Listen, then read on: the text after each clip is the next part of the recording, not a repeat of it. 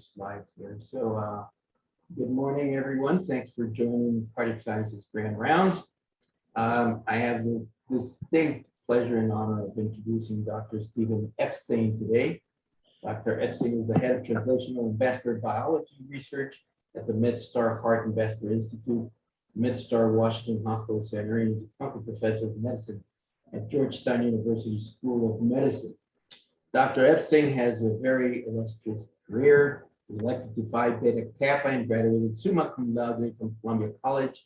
Completed his medical training at Cornell University Medical College, where he was elected to the Alpha Omega Alpha, and he did his internship at New York Hospital in New York City. After his internship, he became a clinical associate at the cardiology branch at the National Heart, Lung, and Blood Institute at the NIH in Bethesda, and eventually served for over 30 years as the chief of the cardiology branch at the NHLBI at the NIH. He subsequently became the executive director of Cardiovascular Research Institute and director of vascular biology research at the MedStar Research Institute in Washington, D.C. He has well over 500 publications in high impact peer-reviewed medical journals. He's an internationally and nationally recognized authority on the application of stem cell strategies for cardiovascular therapeutics.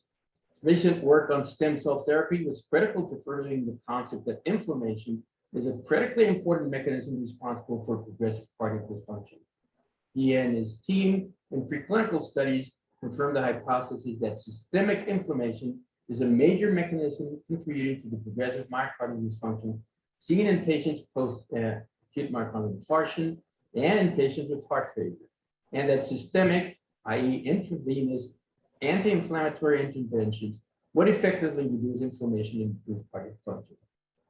This conceptual rethinking led to their preclinical studies in which they demonstrated that intravenously delivered mesenchymal stem cells, so well known as the MSCs, markedly improve LV dysfunction in mice with AMI and in mice with ischemic cardiomyopathy.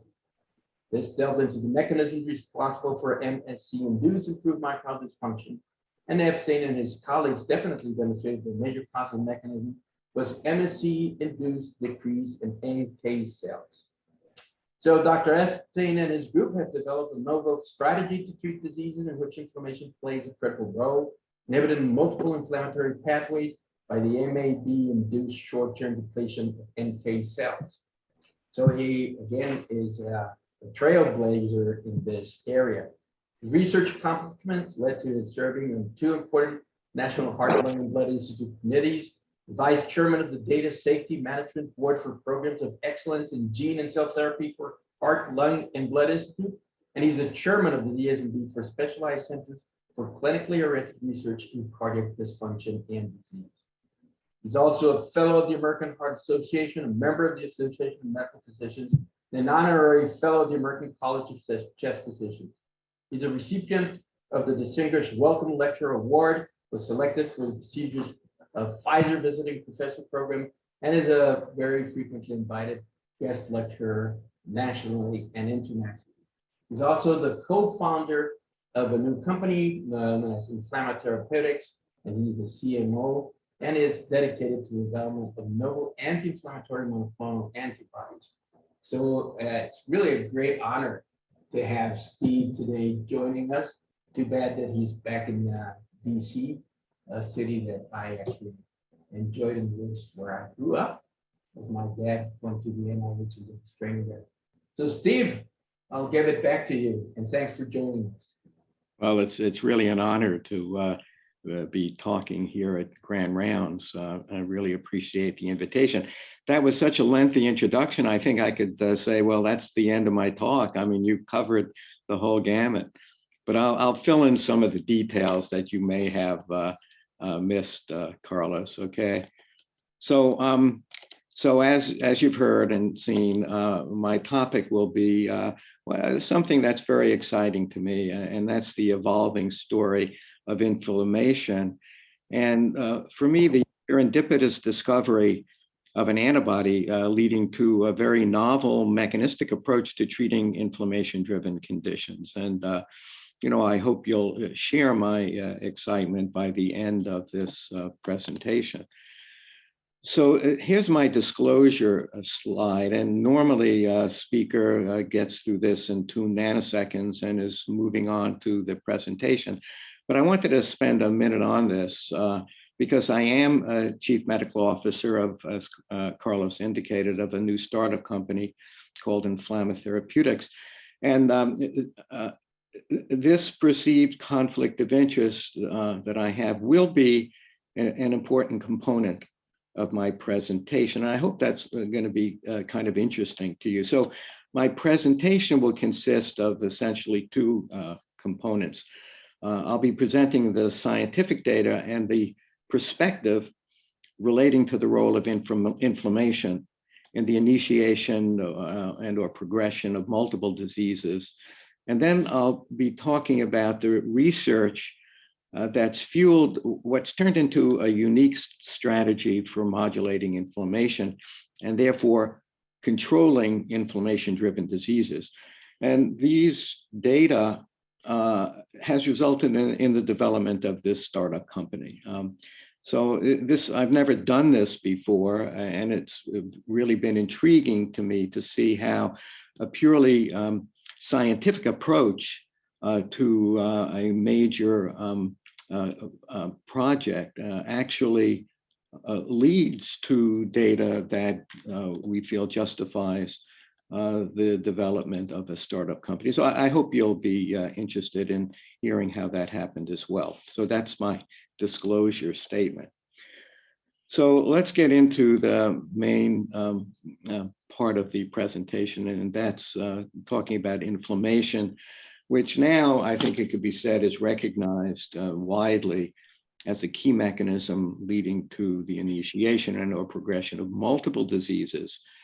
And because of this causal mechanism, the effective control of inflammation will, many of us believe, and I don't think there's any controversy about that now, control of inflammation could have a profound impact on disease outcomes, affecting hundreds of thousands of patients. So let's talk about the role of inflammation that it's played in evolution and preservation of species, because that's why it's so important a topic. So evidence of a hunter-gatherer society date as far back as 2 million years ago. And the resulting lifestyle, understandably, led to frequent injuries and to infections, with injury-induced infection being the major threat to survival. The survivors of this hunter lifestyle were those who had the genetic background to fight off infection. Did you call me?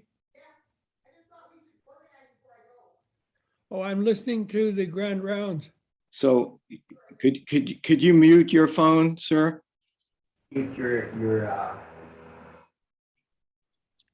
Okay. So just to continue, so survivors of this had a genetic background that allowed them to fight off infection, which meant a powerful inflammatory response, an attribute inherited by their offspring. So the components of this inflammatory response have correspondingly evolved profoundly under these evolutionary pressures.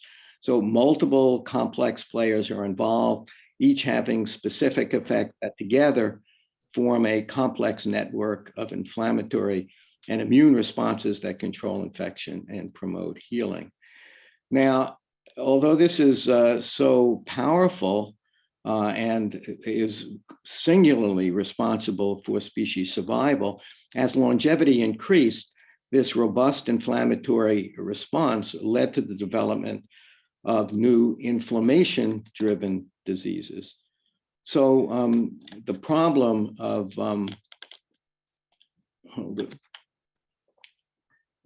so hundreds of thousands of patients are seriously limited or die from diseases that are exacerbated by uncontrolled inflammation. Traditionally, the autoimmune diseases such as rheumatoid arthritis, but more recently, we've recognized these as serious inflammation-driven diseases, myocarditis, certain forms of it, chronic heart failure, acute myocardial infarction, checkpoint inhibitor therapy-induced complications, COVID-19, both its acute onset and long COVID-19. And I'll go over some of these with you in the next few minutes.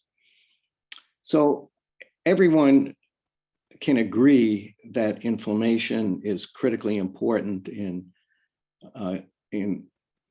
causing progression of diseases. The critical question is, how can we most effectively control the inappropriate inflammation that leads to this progressive clinical deterioration? So we're pursuing a rather unusual pathway to do this. And I like to use this football analogy. So you could inhibit individual players on the offense, like TNF-alpha, IL-6, IL-2, et cetera, but then you're influencing only one part of the offensive play. Alternatively, you can inhibit the playmaker, the quarterback, who's responsible for coordinating the entire offensive strategy. And the quarterback we're targeting is the NK cell. So if Tom Brady is your opponent's quarterback, you want to neutralize Brady's effectiveness. And if we're dealing with inflammation, we want to neutralize the quarterback of the inflammatory response. And one such quarterback, not the sole one, but one such quarterback is the NK cell. So I'd like to give you sort of the background story that led to our targeting the NK cell to inhibit inflammation.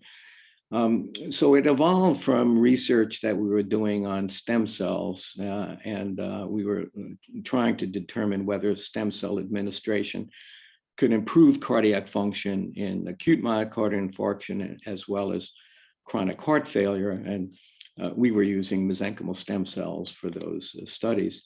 So here is our model of chronic heart failure in the mouse. We produce LAD occlusion that leads to a rapid decrease in left ventricular function, which over the course of the next couple of months, the function stays depressed. So this is a model of ischemia-induced cardiac dysfunction, chronic heart failure. Now, what we found was when we administered these stem cells intravenously, we found an astounding result. We found a major improvement in ejection fraction occurring very rapidly and sustained.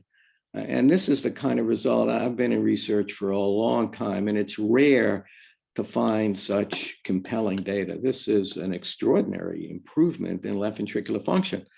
Now, that was in chronic heart failure. Here's a myocardial infarction. This just shows the serial changes in ejection fraction that occurs over the first 3 weeks following LAD occlusion. And it's kind of interesting. There's a abrupt decrease in function, as you would expect when you ligate the LAD, but there's a progressive deterioration in function over the ensuing couple of weeks. And you know, one question comes up: well, why is that occurring? What's causing that, and can it be attenuated? So here's a breakdown of what we found, that we get very different insights when we look at small versus large infarcts. So this is end diastolic volume. When there's a small infarct, and here's the pre-infarct value of end diastolic volume, or there's a large infarct. So over the course of those 3 weeks following LAD ligation, in mice that have large infarcts, there's a progressive dilatation of the left ventricle. And this progressive dilatation seen in the larger infarcts does not occur in mice treated with MSCs. So this is a rather dramatic evidence that MSCs improve function in acute myocardial infarction. Again, quite an astounding result. Now, we were interested in the mechanisms responsible for this, so that in a subgroup of mice, we harvested the spleen and the heart and looked for NK cells to see whether these might be playing a role in what we were finding. And we find that myocarditis, this is the spleen, we find that myocardial infarction increases NK cells in the spleen. So they're starting to proliferate and getting ready for action. Administration of the mesenchymal stem cells decreases the increase in NK cells in the spleen, and we found the same thing in the heart. So this was very interesting to us, and it was so interesting. We were doing a clinical study at the time, and we were looking at the effects of IV MSCs, looking at the effects of stem cells in cardiac function of patients with chronic heart failure. And what we found was when we analyzed the serum for natural killer cells, here's the baseline number of NK cells, we find that MSC administration led to a decrease in NK cells that was quite persistent, lasted over 90 days. But most importantly, here's the change in NK cells. The magnitude of decrease of NK cells was significantly correlated to the improvement in left ventricular function. So this really does suggest that the decrease in NK cells is playing a causal role in the improvement, but it doesn't prove it by any means.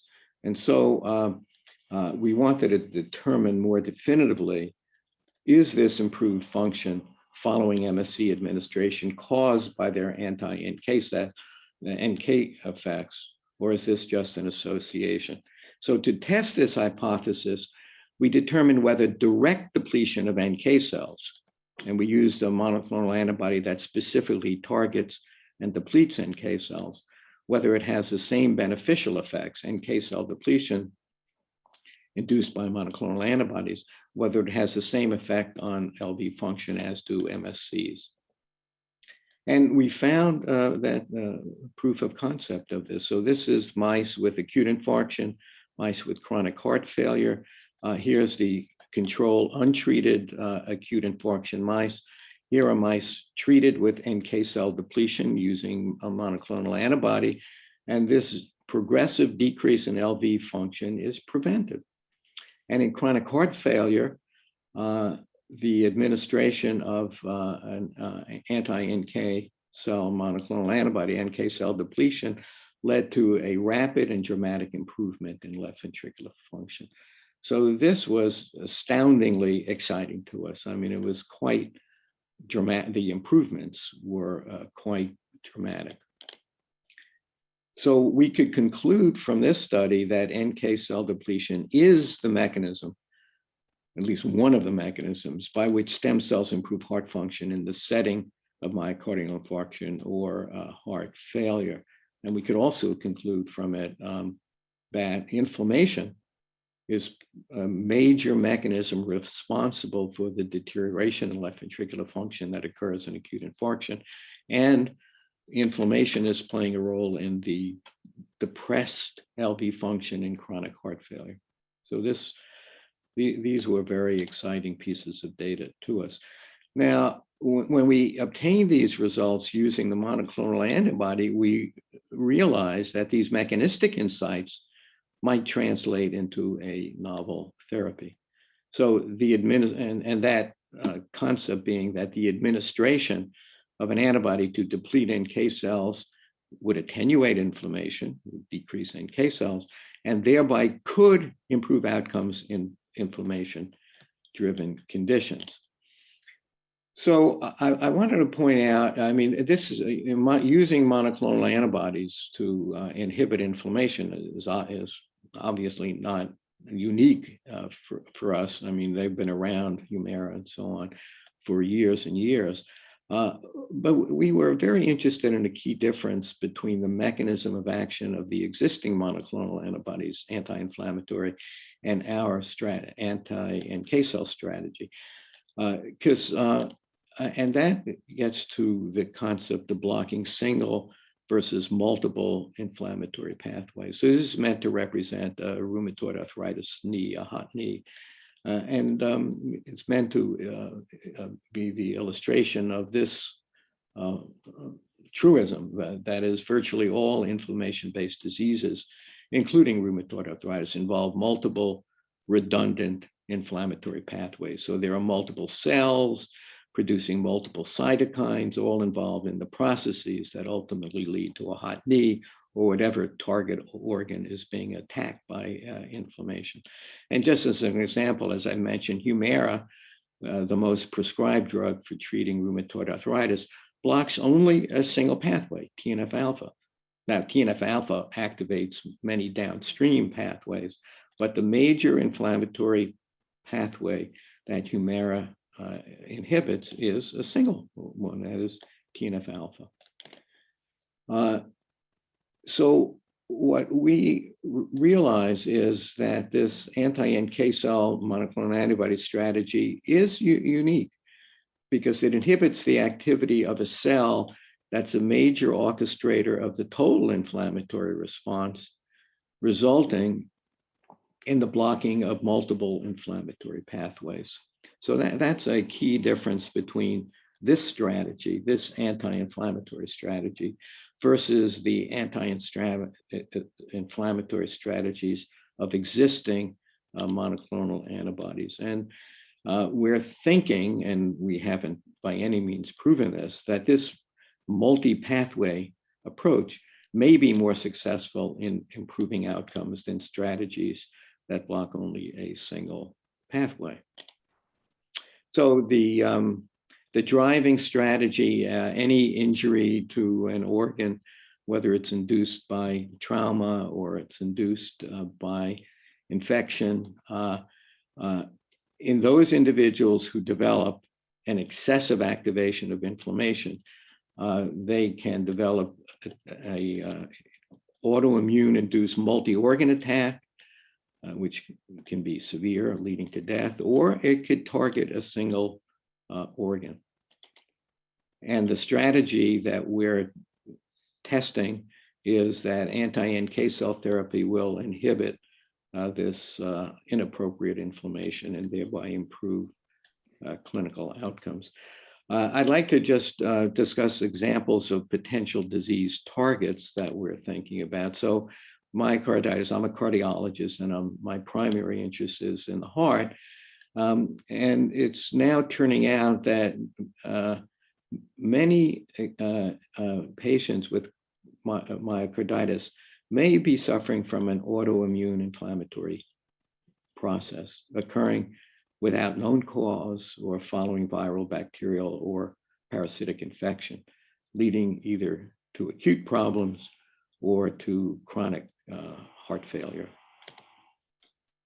Again, the strategy for therapy using this paradigm is to block NK cells, inhibit inflammation broadly, and thereby hopefully improve clinical outcomes. So here's a checkpoint inhibitor model that you're all, I'm sure, familiar with. So the tumor cell, the body's defense against tumor cells, as well as bacteria and viruses, is the T cell response. So the T cell have receptors that recognize antigens on the tumor cell, and this leads to a killing of the tumor cell. So the T cells are a critically important defense mechanism against cancer. Now, the tumor strategy for surviving, so it's all sort of evolutionary pressures. How does this cell survive millions of years in the context of a developing inflammatory response? So the tumor cell has evolved by expressing these proteins that bind to their partner proteins that are present on T cells. And this binding leads to an off signal, which prevents the T cell from killing the cancer cell. And this is one of the major reasons that cancer can progress in an uninhibited way, ignoring the body's defenses against this. So immune checkpoint inhibitors, a huge breakthrough leading to a Nobel Prize for the major developer of this. Immune checkpoint inhibitors block this by either the drug either binds to the receptor on the tumor cell or the receptor on the T cell, and by binding to either one of these, it inhibits the binding of the antigen and antibody and receptor. So by preventing this binding, it turns off the off signal, and now the T cell can kill the tumor cell. So this was a huge breakthrough, as you know, for cancer immunotherapy. The problem is that the response of the T cell to the tumor cell is not totally specific. There are antigens present on human cells in different tissues that are recognized by the T cell, and therefore the inflammation can create damage to the host tissues. And that, as you know, can cause severe inflammation-induced adverse events, including myocarditis, encephalitis, colitis, hepatitis. So this is, and it occurs in 15 to 25% of patients treated with checkpoint inhibitors. So once again, the strategy in these individuals, and we're hopefully going to plan for such experiments in the near future. A few comments about COVID-19. So this is obvious. Let me go through this quickly. So the normal inflammatory response, any virus or bacteria that enters the bloodstream in order to create damage has to proliferate, and as its numbers increase, the body recognizes that an invasion has occurred, and this viral replication, in this case, leads to an increase in the inflammatory response. The inflammatory response, if successful, will lead to resolution of infection and then resolution of inflammation. And this is very important. I mean, you have to turn inflammation on for species survival, but you also have to turn it off, otherwise you run into problem. And most individuals successfully control the infection, and the inflammation resolves.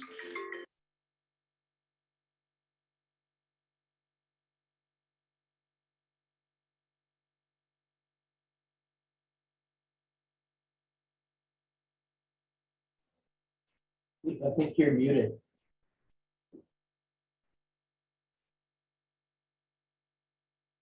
Steve, can you hear us? Infection. So We lost you there for a little bit. Your voice. I'm sorry? We lost your sound there for a little second, but you're back. So you can hear me now? Yep. Okay. So there's now ensuing in a certain percentage of COVID patients an autoimmune-induced damage. So now we're talking about not the damage that the virus is causing, but the damage that the immune system is causing. So how do we deal with this? And again, you're all familiar with these things. So you're all familiar with the vaccine, which eliminates everything that occurs downstream. There's an antiviral strategy, treatment strategy to limit either viral replication or cell infection. I'll just mention the interventions in a moment. Or if you fail to control the virus at the viral replication phase, and now you're dealing with an immune-mediated pathology, there are treatment strategies for controlling this, the anti-inflammatory strategies. So here's the strategy that's developed by Eli Lilly and Regeneron. It's really quite remarkable. They've developed monoclonal antibodies that bind to the spike protein. So the spike protein of the virus binds to a human cell antigen, a receptor. In the case of COVID, it's the ACE2 receptor. And by binding, it fuses to the human cell and the virus genetic material enters the cell, and the virus starts replicating. So what Regeneron and Eli Lilly did was they developed antibodies that bind to the spike protein, preventing the spike protein from binding to the human cell's receptors, preventing viral entry, and thereby preventing the progression of the disease. So here's the antiviral strategy. So there are these antiviral monoclonals, Regeneron, Eli Lilly. I just showed you the mechanism by which these work. They're very effective, very effective. And there's remdesivir, which inhibits viral replication, which has been shown to be effective, but it's not very effective. But the success of treating in this phase of the infection will eliminate the cytokine storm and serious consequences of infection. Possible treatment strategy, if this is not adequately controlled and the patient is now suffering from autoimmune-induced issues, dexamethasone has been shown to reduce inflammation, reduce death, improve outcomes. There are significant changes, but they're modest. Monoclonal antibodies have been used to target single inflammatory pathways like TNF-alpha inhibition. These have been shown to be effective, but not extraordinarily so. And the possibility of anti-NK cell strategy is something to be explored in the future.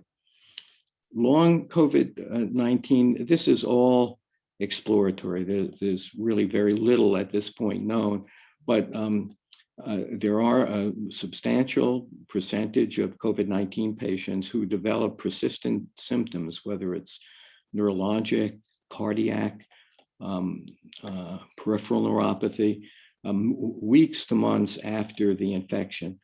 Presumably the virus is gone. We don't know this with certainty. And presumably, I believe, and a lot of people believe, that what we're dealing with is an autoimmune-induced disease. And if that's the case, then it's possible that anti-inflammatory interventions may be successful. I'd like to just spend a couple of minutes on Chagas disease. It's caused, and the reason I'm talking about this is that I'll mention it in a second, but we'll hopefully be collaborating with Dr. Murillo. So Chagas disease caused by Trypanosoma cruzi. It's commonly transmitted by contact with kissing bugs. It's a huge problem in Latin America, endemic to 21 Latin American countries. And as Dr. Murillo taught me, it's the most common parasitic disease in the Americas. It's the leading cause of infectious myocarditis worldwide. And a large percentage of patients with Chagas will evolve to a cardiomyopathy. And treatment is not very good. It's all targeted to eliminating the parasite. And I understand Dr. Murillo will be talking about this in more detail in the near future, so you'll learn more about this, but my understanding is that these are not extremely effective in controlling outcome. Now, this is a complex slide, and basically what it shows, the vertical axis is the frequency of patients who have Chagas disease, who have a concentration of pro-inflammatory cytokines, IL-12, IL-2, IL-6, IL-9, that are higher than the median. And it's color-coded so that patients without myocardial involvement, they have Chagas, but they don't have myocardial involvement, are in blue, and those with Chagas who have myocardial involvement are in red. And what you could see is that the levels of these inflammatory markers they're more often higher than the median if in patients with myocardial involvement in red than without. So this is not definitively proven that inflammation is an important plays an important causal role in the progression of Chagas disease. But the hypothesis that we'll be examining with Dr. Murillo and his colleagues is that inflammation is a critically important causal mechanism in the progression, and effective therapy will take a combination of antiparasitic therapy and anti-inflammatory therapy. So Dr. Murillo is a world expert in Chagas, and we're excited to collaborate with him and his colleagues in the near future. Now, there's one important issue that we do have to deal with. You know, one of the important side effects of, sorry about that. One of the important side effects of these monoclonal antibodies that inhibit inflammation is that you're inhibiting a process that protects the host against infection. And so when you compromise that inflammatory response, you're compromising the host response to infection. And a recognized side effect is of these anti-inflammatory monoclonals is an increased susceptibility to infection. Now, it's not very high, it's 2 or 3%, but you know, it's there. So the question has to be raised: will depletion of NK cells, which are the key orchestrators of inflammation, will it predispose to serious infection? So there are a number of studies in the literature which suggest that that's not going to be the case. I'll just show you 2 studies. This is a very important issue. So this is a very beautiful study by Wagner and his associates. It's a mouse model of persistent lymphocytic choriomeningitis virus infection. And so what they did was they injected the virus and then treated with a monoclonal antibody that depleted NK cells. So in this first panel, this is the concentration of virus in the serum. Here are the control mice. Here are the mice treated with NK cell depletion. Despite NK cell depletion, there's less virus present in the serum in the NK cell treated depletion treated mice than in the control. So this is very interesting. If you look at different days after infection and then inject the monoclonal, so here it is in days 20 and 21. If you look in the liver, look at the spleen, in each case, NK cell depletion decreases concentration of virus in the tissue of the liver and the spleen. And if you inject 28 to 31 days after infection and look at the spleen, the serum, and the kidney, there's a decrease of concentration of the virus in each of these tissues. And another marker that this is clinically important for the mouse is that the treated mice have the normal increase in body weight over the month-long time of the experiment than control mice. And here's another, so that was virus. Here's pneumococcal bacterial infection. Mice were challenged with intratracheal administration of Streptococcus pneumonia, and there was control mice treated with a nonspecific antibody or after treatment of an antibody that decreases NK cells.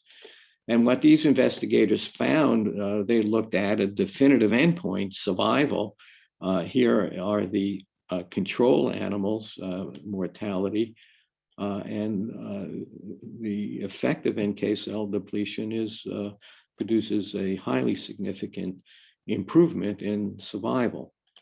So there's compelling preclinical data that indicate, unlike monoclonal antibodies that inhibit a single inflammatory pathway, inhibiting inflammatory immune responses by NK cell depletion actually decreases susceptibility to both viral and bacterial infection, at least in animal models. So a lot more work has to be done about this. It's so counterintuitive, it's hard to believe that it's true. And sometimes when something's hard to believe that it's true. It's not true. So this still has to be explored, but it's very encouraging.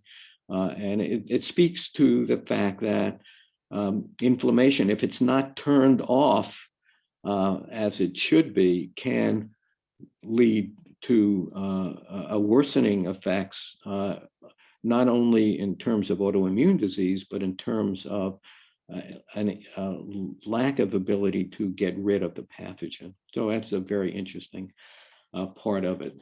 So in summary, NK cells influence multiple inflammatory pathways, functioning as orchestrators of inflammation.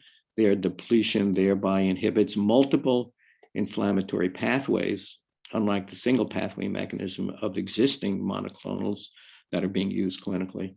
And we've developed a novel monoclonal antibody that actually does bind to and deplete NK cells. So these observations lead to the hypothesis that transient NK cell depletion may prove a particularly powerful way to treat inflammation-driven diseases. And we validated this concept in preclinical studies, and we're hoping to move on with Dr. Murillo's and his colleagues' help to test clinically whether the effects are just limited to the myocardial effects that we've demonstrated, or it could be more generalized, and most importantly, that it may have clinical relevance. So thank you very much. It's been very exciting for me to share this, and appreciate you spending the time with me. Thanks, Steve. That was fantastic and a great overview of the roles of inflammation. So there's a few questions here, and one is from another physiologist that asks if in the murine model of acute myocardial infarction with the LAD occlusion. You know, Carlos, it's a little hard. Could you get maybe not use the speakerphone? I'm not hearing you clearly. You hear me there? Yeah, that's good. Okay. So the question is in the murine model of AMI with LAD occlusion, how do stem cells affect propensity towards ventricular arrhythmias? Well, you know, that's a good question. We didn't use that as an endpoint. We wanted as definitive an endpoint as we could, and we had the ability to perform echocardiographic studies in the mouse, which is not a trivial undertaking. And so we put our resources to making sure that that endpoint was measured as reliably as possible. And so to put it briefly, we did not look at electrocardiographic aspects of endpoints. So there's always this question, you know, from mice to men, and how do we really know these mechanisms completely apply to humans? So do you have any other human evidence that would tell us that, you know, just targeting the NK cell would be enough? You know, you did mention that this is one of the quarterbacks, but are we going to need more multiple pathway inhibition, or is this really the way to go? Well, you know, the question about mouse to man is always a relevant question. But you know, short of doing these studies solely in patients, you know, you're always going to be left with this dilemma. My own feeling about this, having been in research for so many years and having used all sorts of experimental animals, including mice, I think that it's a critically important first step. I mean, if I spent a year doing a study in mice looking at a particular therapeutic and I got negative results, I wouldn't spend the time, energy, and money in going after a human study. Now, I may be missing important therapeutics that only apply to humans and don't apply to mice, but I think, you know, life is short and money is not infinite, and so there has to be a way where you could say, okay, the odds favor this being effective.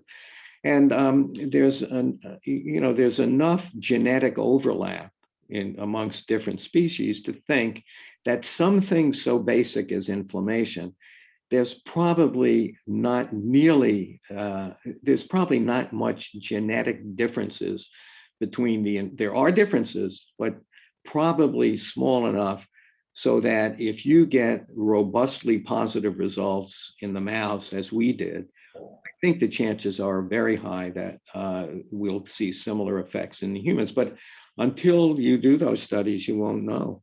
The fact that TNF alpha inhibitors like Humira is so effective in rheumatoid arthritis does speak volumes about how a targeted anti-cytokine, inflammatory cytokine strategy is effective. So I think everything is in place for us to feel that a more comprehensive inhibition of the inflammatory system may yield more impressive clinical results. So it's just, I think it just encourages us to move forward. And the last point I'll make is, and this reflects the origin of your question. To my knowledge, no one has applied this strategy to humans, and there's essentially no data in preclinical models. So this is a novel strategy, and believe me, it's very difficult to get people to accept not that it works, but to accept that it's reasonable to explore. People are not willing. You think that, wow, this is a new mechanism. You could really justify it intellectually by all of the data and so on. But there's an enormous amount of resistance to something novel as this is. So I can't point you to any study that demonstrates that NK cell depletion improves any human disease, let alone any animal disease. What we do over the next year or two is going to be critically important to the concept. So how is this different, or how would this, combine with like the mechanisms like in the CANTOS trial and other anti-inflammatories that have been used out there? Is this going to be better, or will need to be used in combination with other anti-inflammatory therapy? I'm still thinking, what's the best timing? Is this, early on after an MI? This is IV therapy. Are we going to need chronic pulse therapy throughout the course, or how do you envision this going to work? Yeah, well, CANTOS, although it was publicized as being a major breakthrough and demonstrating the validity of the concept that inflammation is playing a role in these patients. If you look at the data carefully, it's the proof of concept is not very compelling. So you might say, well, inflammation is not that important, does not play that important a role. I would look at it, at least raising the question that I did in my talk, that CANTOS uses it blocks a single pathway. What is it, IL-6 or IL? I forgot. But it blocks a single pathway. That may not be enough. See, the inflammatory response, in order for it to be responsible for species survival, can't be inhibited by a single mutation or a single anti-inflammation strategy. It has to be redundant. And we know that there are multiple inflammatory pathways that are redundant. So if you target a single pathway, if you're looking at a mechanism, inflammation, that's singularly responsible, most responsible for species survival over millions of years, it's hard to believe that inhibiting a single pathway is going to do it. So, the CANTOS and other anti-inflammatory monoclonal and inflammatory strategies some of them have worked. Cantos, you could tease out a positive result. But I think we have to test the concept that inhibiting multiple inflammatory pathways in these inflammation-driven diseases, it has to be tested as a potentially more potent strategy for improving disease outcomes. Does that sound compelling argument to you, Carlos? Yeah, I'm all for it. I agree. So there's another question. You did touch on this, but what do you think are really the potential hazards of chronic suppression of NK cells, like in Chagas or in heart failure in general? Yeah, I mean, that's the major concern, and and it's something. It's something that has to be empirically determined. I mean, we don't know. I mean, these two studies that I showed you, and there were about 4 or 5 similar studies in the literature demonstrating that, the actions of the NK cells are very complicated. I've made it relatively simple. They either stimulate or they can inhibit B cell activity. So they alter antibody production. It's not just, early inflammatory response. They're complex, and the monoclonal antibodies that are currently being used clinically, although infection susceptibility is a side effect, the beneficial effects far outweigh the potential deleterious side effects.